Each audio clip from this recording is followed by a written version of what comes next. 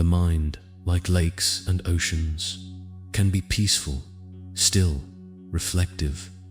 It can hold the beauty of calm waters stretching into the horizon. But just as the ocean can be troubled by storms, your mind can be shaken, stirred, and disturbed. And yet, through all of this, the real you, the awareness, is untouched. You are the one who feels the calm or the chaos. You are the one who notices both.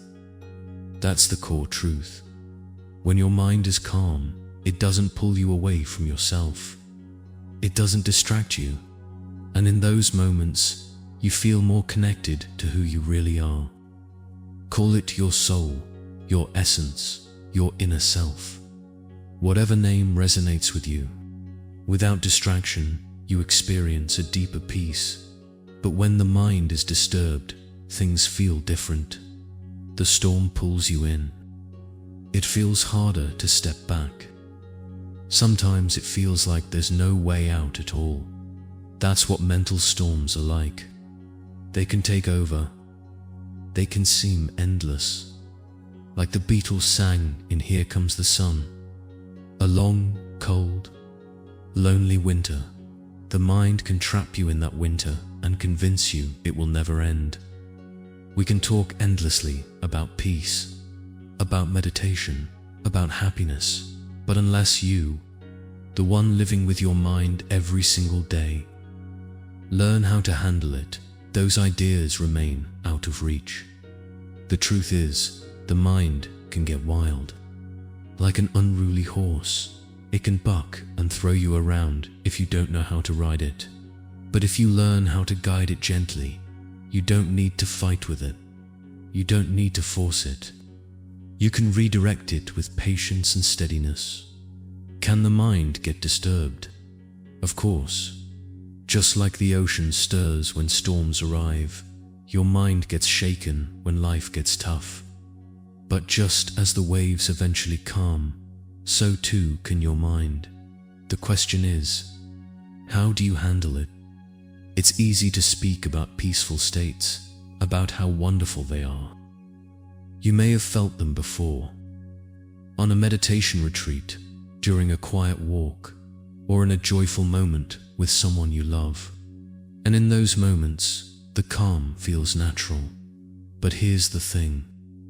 Those states don't last forever. Not on their own. Life keeps moving. Storms keep coming. And unless you understand why the mind gets disturbed and why the heart closes, you'll keep being pulled under when they do.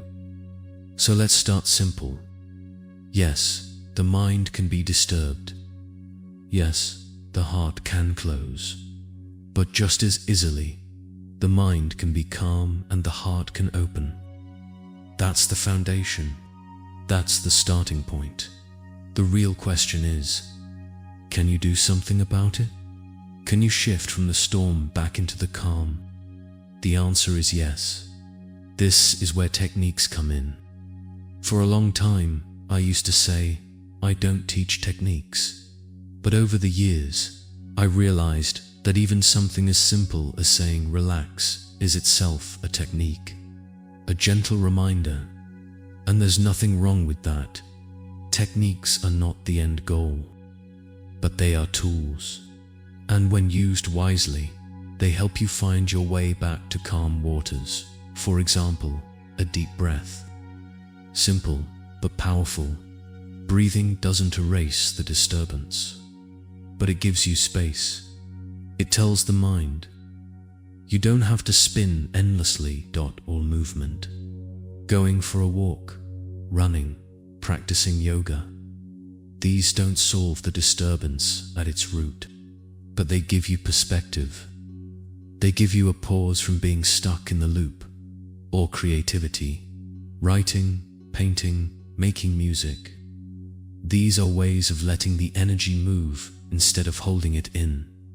Even the choice to smile at someone or to sit quietly with yourself is a kind of technique. The point isn't which technique you choose.